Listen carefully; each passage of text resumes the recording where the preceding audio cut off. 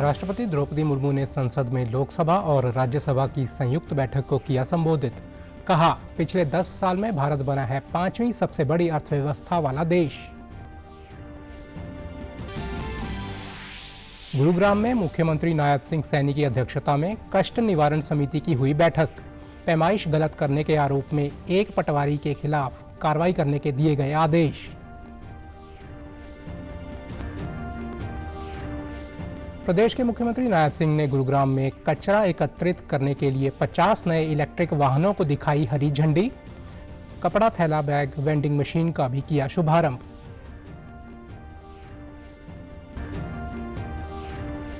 और CM flying के दस्ते ने आज प्रदेश भर में कई अस्पतालों में किया औचक निरीक्षण।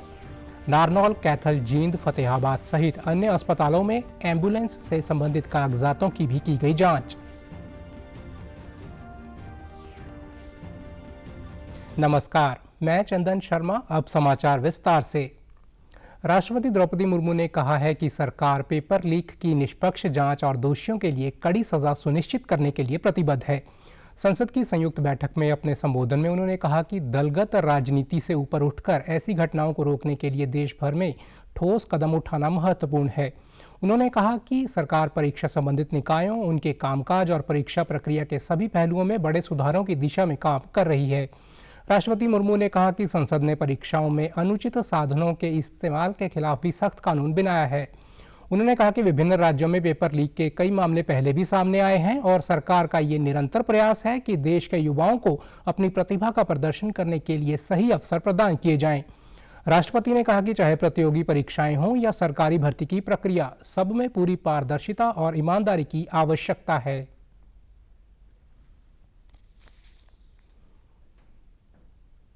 देश के युवाओं को अपनी प्रतिभा दिखाने का उचित अवसर मिले।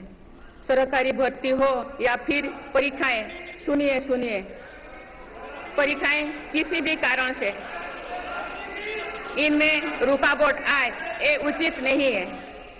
इनमें शुचिता और पारदर्शिता बहुत जरूरी है। हाल ही में कुछ परीक्षाओं में हुई पेपर लीक की घटनाओं की निष्पक्ष जांच और दोषियों को कड़ी से कड़ी सजा दिलवाने के लिए मेरी सरकार प्रतिबद्ध है। इससे पहले भी हमने देखा है कि कई राज्यों में पेपर लीक की घटनाएं होती रही है। इस पर दलीय राजनीति से ऊपर उठकर देशव्यापी ठोस उपाय करने की जरूरत है। राष्ट्रपति मुर्मू ने कहा कि जम्मू कश्मीर ने हाल ही में संपन्न लोकसभा चुनाव में रिकॉर्ड मतदान दर्ज किया गया है। देश के दुश्मनों को करारा जवाब दिया है। उन्होंने कहा कि जम्मू कश्मीर में वोटिंग का एक दशक पुराना रिकॉर्ड टूट गया है।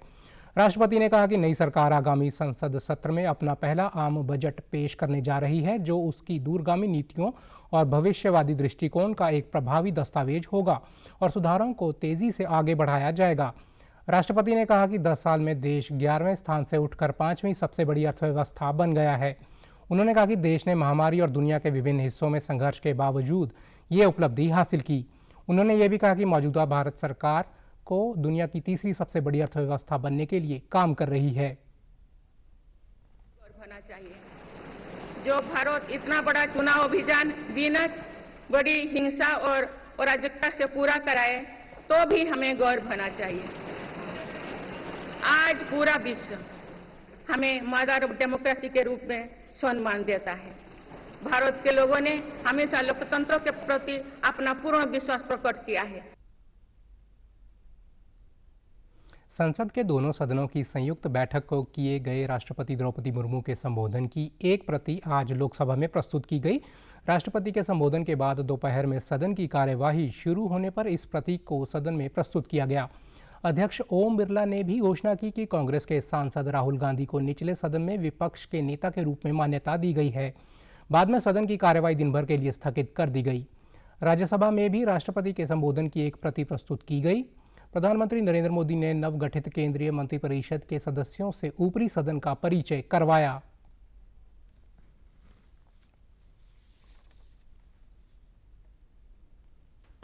Shri Sarbananda Sonowal, port, shipping and waterways मंत्री, doctor Virendra Kumar, social justice and empowerment मंत्री, श्री किंजरापू राम मोहन नायडू, सिविल एविएशन मंत्री, Shri Pralhad Joshi, consumer affairs, food and public distribution मंत्री और न्यू एंड रिन्यूएबल एनर्जी मंत्री, श्री जुएल ओराम, जनजातीय कार्य मंत्री, श्री गिरिराज सिंह, वस्त्र मंत्री, श्री अश्विनी वैष्णव, रेल मंत्री, सूचना एवं प्रसारण मंत्री और इलेक्ट्रॉनिक्स एंड इंफॉर्मेशन टेक्नोलॉजी मंत्री। सभापति जगदीप धनखड़ ने घोषणा की कि केंद्रीय मंत्री जेपी नड्डा को सदन के नेता के रूप में नियुक्त किया गया है।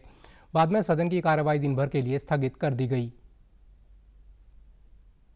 गुरुग्राम में आज मुख्यमंत्री नायब सिंह सैनी की अध्यक्षता में कष्ट निवारण समिति की बैठक हुई, जिसमें 20 समस्याओं को रखा गया। मौके पर 19 समस्याओं का निवारण कर दिया गया, जबकि एक समस्या को पेंडिंग रखा गया है, जिसका जल्द निवारण होगा। मुख्यमंत्री ने नूपुर गांव में पैमाइश गलत करने के आरोप में एक पटवारी के खिलाफ भी कार्रवाई करने के आदेश जारी किए हैं। वहीं गुरुग्राम में सफाई व्यवस्था को दुरुस्त करने के लिए अधिकारियों को 1 सप्ताह का समय दिया गया है। मुख्यमंत्री ने आदेश दिया कि 1 सप्ताह के अंदर वे खुद सफाई व्यवस्था का जायजा गुरुग्राम जाकर लेंगे और यदि किसी तरह की कोई कमी पाई जाती है तो तुरंत संबंधी अधिकारी के खिलाफ कार्रवाई की जाएगी।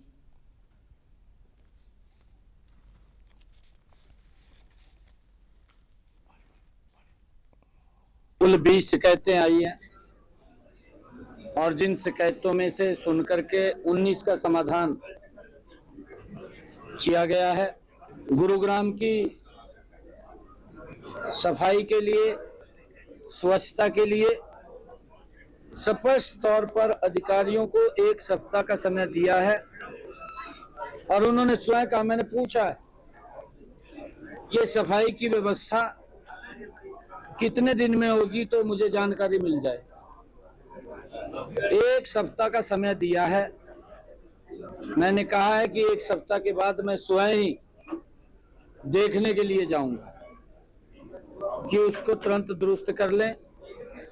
कोई भी अगर और मैन पावर की आवश्यकता है उसको ले लें, परंतु ये गुरुग्राम शहर ये स्वच्छ होना चाहिए।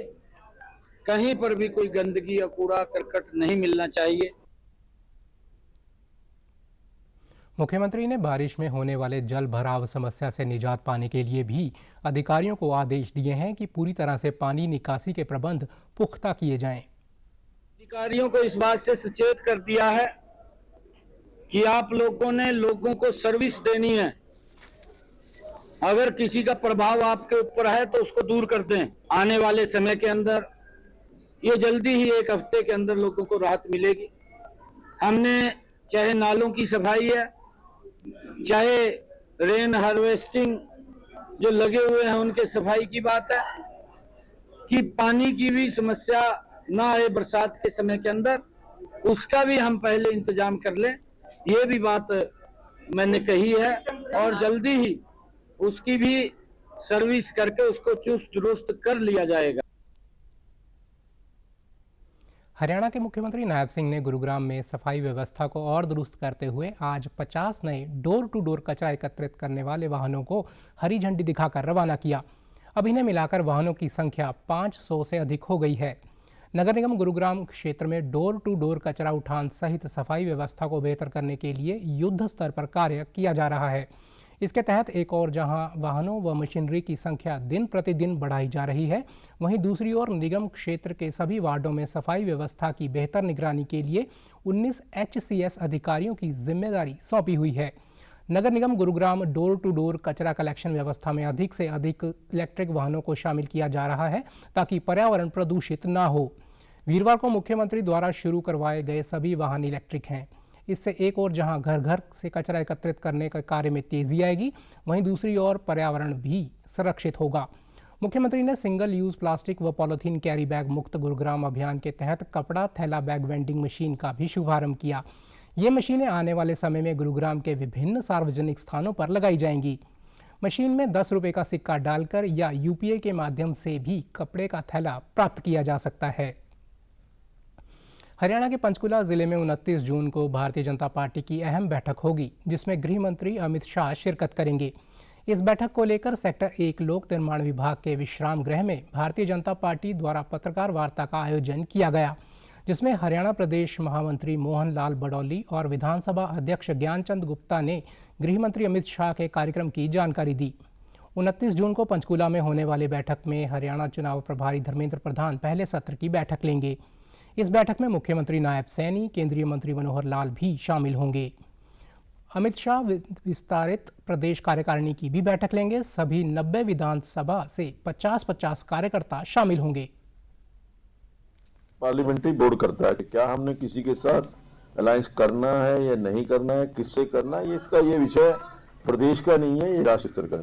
जो भी उन्होंने कंप्लेंट दी है या रिप्रेजेंटेशन दी है, उसके ऊपर नियमानुसार कार्रवाई की जाएगी, उचित समय पर कार्रवाई की। वेरीफाई करवा रहे हैं उसका लीगली टेक्निकली क्या उसकी स्थिति है, उसको हम एग्जामिन करवा रहे हैं। प्रदेश महामंत्री ने बताया कि भाजपा हरियाणा में तीसरी बार सरकार बनाने के लक्ष्य को लेकर मजबूती से आगे बढ़ रही है। इसी कड़ी में अमित शाह बैठक लेने आ रहे हैं। उन्होंने कहा कि बैठक बड़ी है, इसीलिए कार्यकर्ताओं के कंधों पर व्यवस्था को लेकर जिम्मेदारी भी बड़ी है। और पार्टी के प्रदेश के अध्यक्ष की भी जिम्मेवारी है, तो प्रदेश अध्यक्ष के नाते वो पदाधिकारियों की, मोर्चे के अध्यक्षों की, सभी जिला अध्यक्षों की और जिला के प्रभारियों की, ऐसे लगभग 70 नेताओं के साथ 28 तारीख को 5 बजे से पहली बैठक का सिलसिला शुरू होगा। पंचकुला जो हमारा भारतीय जनता पार्टी का कार्यालय है पंचकमल। उसके बाद 29 तारीख को 9 बजे से हमारा पंजीकरण का कार्य शुरू होगा। और मोहनलाल बडौली ने कहा कि विस्तृत प्रदेश कार्यकारिणी बैठक से एक दिन पहले यानी 28 जून को प्रदेश पदाधिकारियों की बैठक होगी, जिसमें प्रदेश पदाधिकारी, सभी जिला अध्यक्ष, जिला प्रभारी शामिल होंगे। उन्होंने कहा कि इस बैठक में मुख्यमंत्री नायब सैनी और संगठन मंत्री फणींद्रनाथ शर्मा भी शामिल होंगे। सीएम फ्लाइंग के दस्ते ने आज प्रदेश भर के कई अस्पतालों में औचक निरीक्षण किया। नारनौल, कैथल, जींद, फतेहाबाद सहित अन्य अस्पतालों में निरीक्षण के दौरान एम्बुलेंस से संबंधित कागजातों की भी जांच की गई। सीएम फ्लाइंग द्वारा पिछले कुछ दिनों से अनेक विभागों में छापे मारे जा रहे हैं।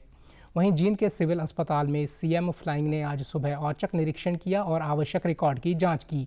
ये निरीक्षण सीएम फ्लाइंग के डीएसपी रविंद्र कुमार की देखरेख में हुआ तथा निरीक्षण के दौरान एम्बुलेंस से संबंधित जांच की गई और उसमें नियमानुसार सभी मापदंड पूर्ण हैं कि नहीं, ये भी जांच की गई। एम्बुलेंस सेवाओं के जिला नोडल अधिकारी एवं उप civil surgeon doctor Ravi Rana ने बताया कि आज सीएम फ्लाइंग के अधिकारियों एवं कर्मचारियों ने नागरिक अस्पताल में एम्बुलेंस में मानदंडों के अनुसार उपकरणों की जाँच की और एम्बुलेंस कितनी दूरी तय कर चुकी है उनकी जांच की। उन्होंने बताया कि कुछ खामियां सीएम फ्लाइंग को मिली हैं, जिन्हें मुख्यालय भेजने को कहा है। पहले तो स्टाफ उपस्थित है या नहीं है, तो हमारा सारा स्टाफ टाइम पर उपस्थित था। दूसरी, जब उन्होंने निरीक्षण में सारी एम्बुलेंसेस को चेक किया, उसमें उनकी कंडीशंस को जांचा और वहाँ ड्राइवर या एएमटी के प्रेजेंस को जांचा। वो सारे के सारे अपने पोजीशन पे सारे के सारे थे। उन्होंने जांचा कि भाई कितनी एम्बुलेंसेस के अंदर ऑक्सीजन अवेलेबल है, कितनी एम्बुलेंस के अंदर जीपीएस अवेलेबल है, कैमराज अवेलेबल हैं और कितनी एम्बुलेंसेस हमारी एएलएस, बीएलएस या पीटीए है। तो उन्होंने पाया कि जो हमारे पास 2018 में 6 एम्बुलेंस एएलएस आई थी, बट वो 3 लाख से ज़्यादा चल चुकी हैं। इसलिए एट प्रेजेंट हमारे पास एक ही एएलएस मौजूद है, जो बाकी 5 थी वो बीएलएस में कन्वर्ट हो गई है। तो उन्होंने इस बारे में उच्च अधिकारियों से बात करने को बोला है और उन्होंने हमारा सारा का सारा काफ़ी अच्छा रेफरल ट्रांसपोर्ट को पाया और बड़े सेटिस्फाई हो गए, वो यहाँ से गए हैं। अंबाला सिविल अस्पताल में आज सुबह सीएम फ्लाइंग की टीम ने निरीक्षण करने पहुंची। सरकार के निर्देशानुसार ये निरीक्षण खासकर एम्बुलेंस की स्थिति को जांचने और सरकार द्वारा मुहैया करवाई गई किट एम्बुलेंस में मौजूद है या नहीं ये देखने के लिए की गई थी। सीएम फ्लाइंग के अधिकारियों ने जानकारी दी कि इस निरीक्षण में सभी दस्तावेज भी चेक किए जा रहे हैं और जांच के बाद जो खामियां पाई जाएंगी उसकी रिपोर्ट सरकार को सौंपी जाएगी।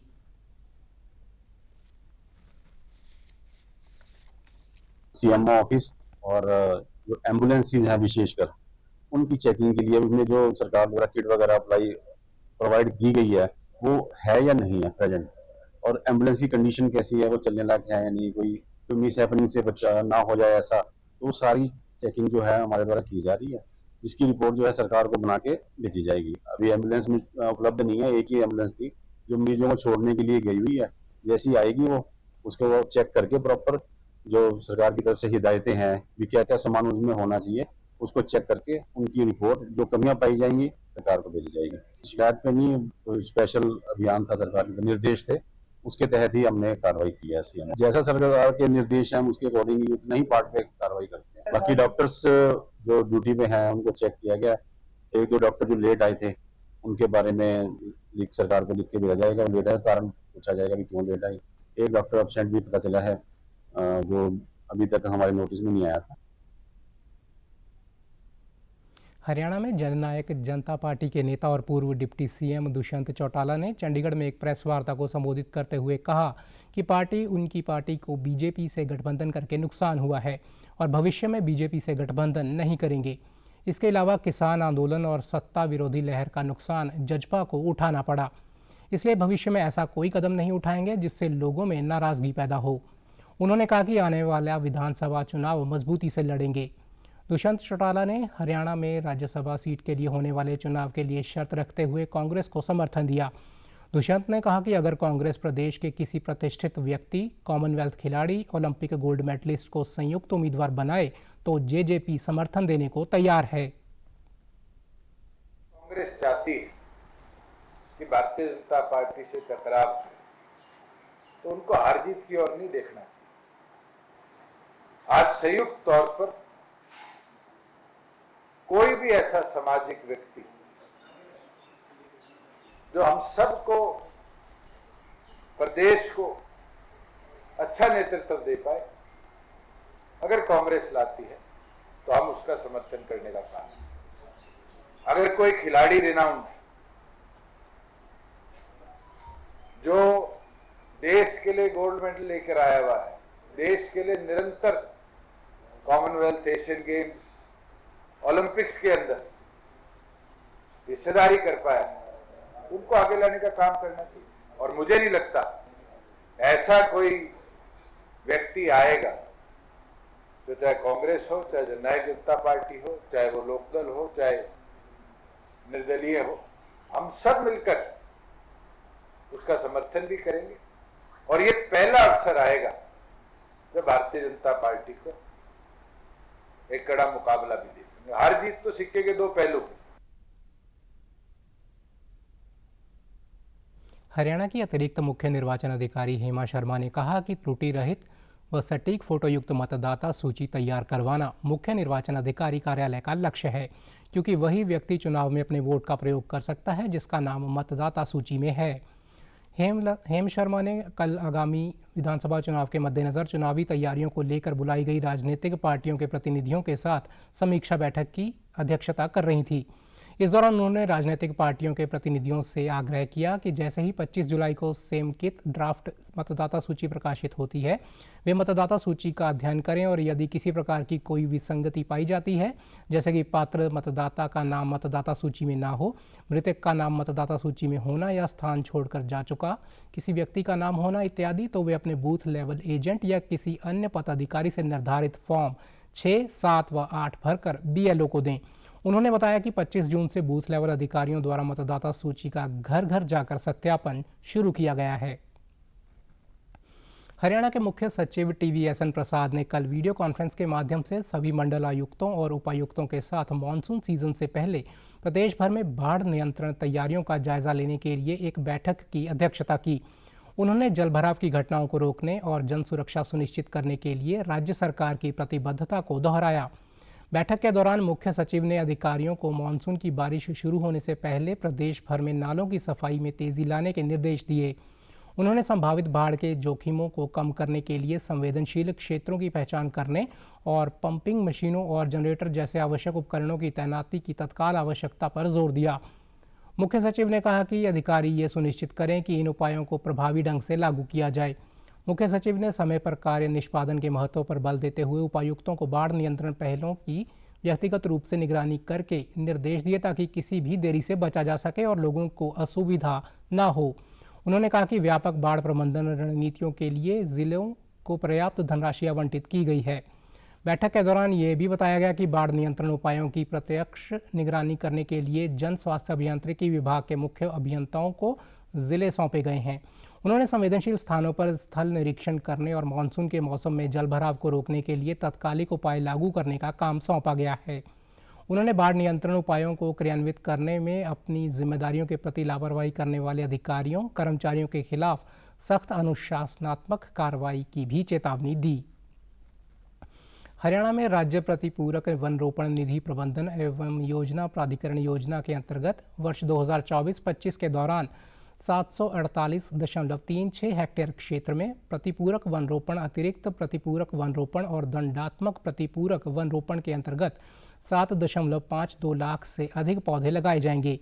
ये जानकारी कल हरियाणा के मुख्य सचिव TVSN प्रसाद की अध्यक्षता में कल हुई हरियाणा राज्य प्रतिपूरक वन रोपण निधि प्रबंधन एवं योजना प्राधिकरण की 7वीं संचालन समिति की बैठक में लिया गया।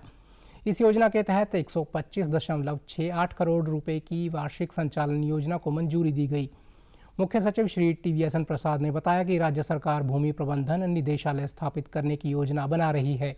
इस निदेशालय का उद्देश्य भूमि की पहचान करना और अनिवार्य वन रोपण करना भी होगा। उत्तर हरियाणा बिजली वितरण निगम के प्रवक्ता ने बताया कि जोनल उपभोक्ता शिकायत निवारण मंच द्वारा प्रत्येक मामले में 1 लाख रुपए से अधिक और 3 लाख रुपए तक की राशि के वित्तीय विवादों से संबंधित शिकायतों की सुनवाई की जाएगी। रोहतक जोन के अंतर्गत आने वाले जिलों करनाल, पानीपत, सोनीपत, झज्जर और रोहतक के उपभोक्ताओं की शिकायतों का कल राजीव गांधी विद्युत सदन सेक्टर 12 करनाल के कॉन्फ्रेंस हॉल में सुबह 11 बजे से दोपहर 1 बजे तक किया जाएगा।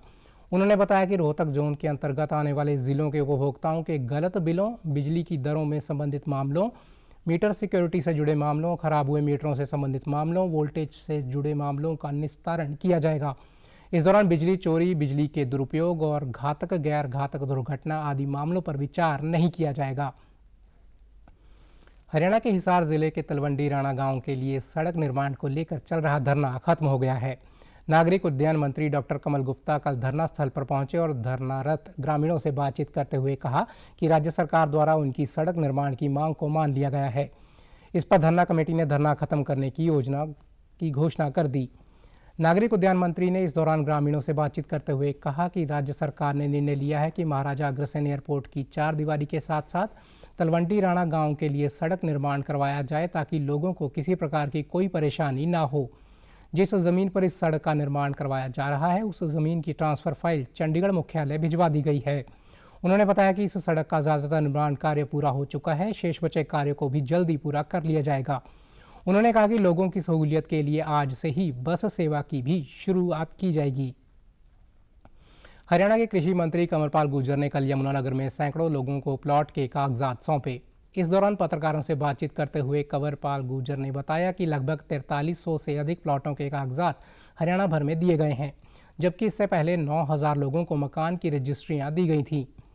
उन्होंने कहा कि प्रधानमंत्री नरेंद्र मोदी का सभी को घर का सपना पूरा करने में हरियाणा अभी अपनी मुख्य भूमिका निभा रहा है। 4300 कुछ प्लाट तो हैं आज यहाँ पर दिए गए हैं और इससे पहले माननीय मुख्यमंत्री जी ने लगभग 9000 लोगों को जो प्लाट है उनकी रजिस्ट्री, उनका कब्जा देने का काम किया, 4000 आज देने का काम किया।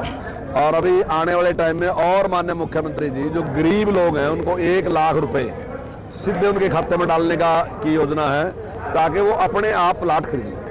जो पहले प्लाट दिए उनमें कहीं में इस प्रकार की समस्या रही कि गांव के पास नहीं प्लाट है, बहुत दूर प्लाट थे, तो वहाँ पे वो लोग जाके बसे भी नहीं है। तो अभी 1 लाख रुपए इसलिए दिए जा रहे हैं कि लोग अपने आप अपनी चॉइस की जगह खरीद सकें। और लगभग ये इतनी राशि है कि जिसमें 2 से 3 मरले ज़मीन आराम से खरीदी जा सकती है, कोई दिक्कत नहीं है उसमें, इतनी ज़मीन मिल सकती है। तो लोग अपनी इच्छा का मकान बनाएंगे।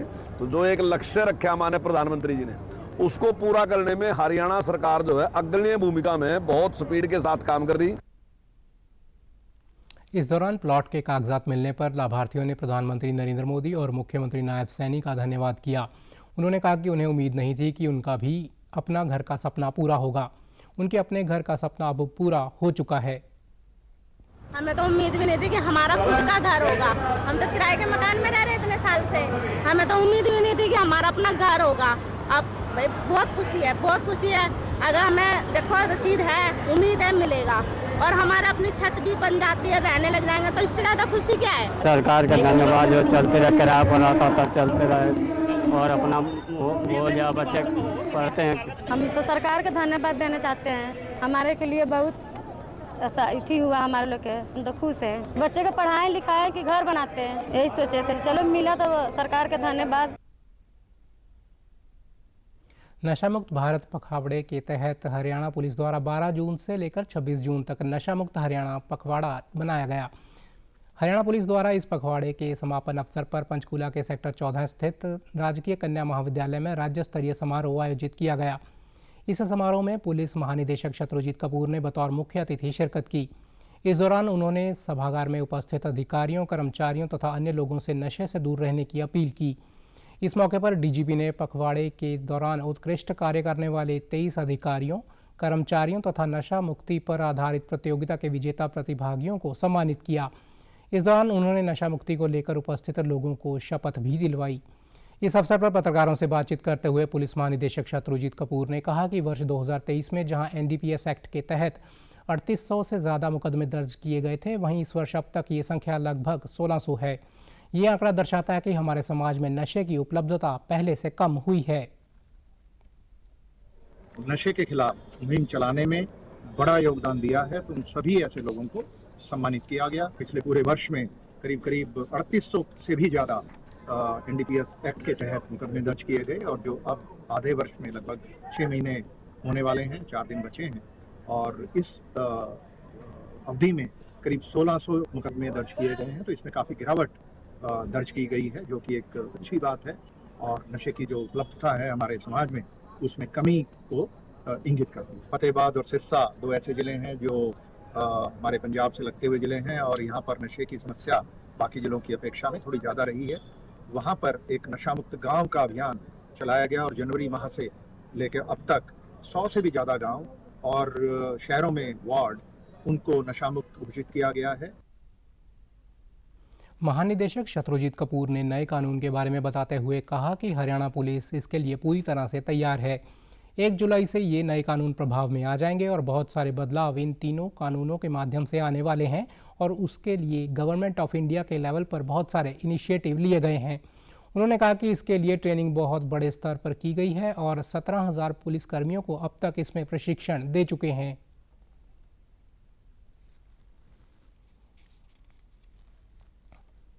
तीन नए कानूनों के बारे में हम पूरी तरह से तैयार हैं। 1 जुलाई से ये आपको पता है कि ये प्रभाव में आ जाएंगे, और बहुत सारे बदलाव इन तीनों कानूनों के माध्यम से आने वाले हैं, और उसके लिए गवर्नमेंट ऑफ इंडिया के लेवल पे बहुत सारे इनिशिएटिव्स लिए गए हैं, और हमारे यहाँ भी जो रेगुलेशन में बदलाव होने थे वो किए गए हैं। ट्रेनिंग बहुत बड़े स्तर पर की गई है, और करीब 17,000 पुलिसकर्मियों को हम अब तक इसमें प्रशिक्षण दे चुके हैं नए कानूनों का, और जो हमारे 13,000 के करीब अन्वेषण अधिकारी हैं, इन्वेस्टिगेटिंग ऑफिसर्स हैं, वो लगभग सभी अब तक उनकी ट्रेनिंग हो चुकी है। टेक्नोलॉजी पे बहुत जोर है, और समयबद्ध किया गया है बहुत सारी प्रक्रियाओं को। ट्रायल का जो हमारा एक प्रोसेस है वो काफ़ी लंबा होता था, उसको समयबद्ध करने का प्रयास किया गया है।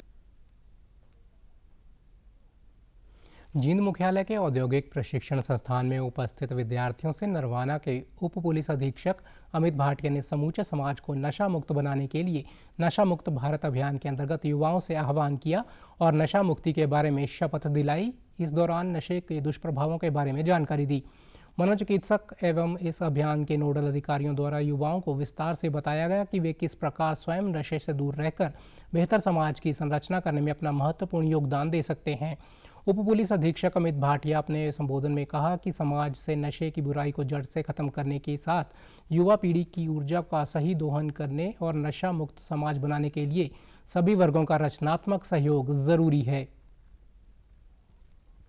जो पुलिस जींद है उसने विलेजेस में जाकर हमने सर्वे किया है और 800 से ज़्यादा ऐसे व्यक्ति हैं जो कि ड्रग एडिक्ट्स थे, उनका हमने प्रॉपर एक डोजियर तैयार कर लिया है और रिहेबिलिटेशन कैंप हमारे जो टीम्स हैं वो लगा रही हैं सिविल सर्जन जो जींद है उनके ऑफिस की मदद से।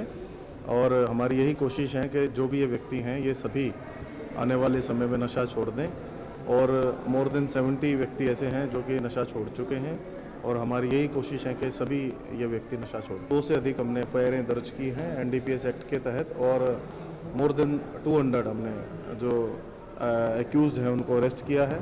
फोकस हमारा यही है कि जो क्योंकि हम एक ऐसे राज्य के समीप हैं जहाँ पर नशे का दुष्प्रभाव है, तो हम नहीं चाहते कि वही दुष्प्रभाव हमारे क्षेत्र में भी हो, तो इसलिए हमारी जो टीम्स हैं वो प्रिवेंशन पे ध्यान दे रही हैं, डिटेक्शन पे ध्यान दे रही हैं।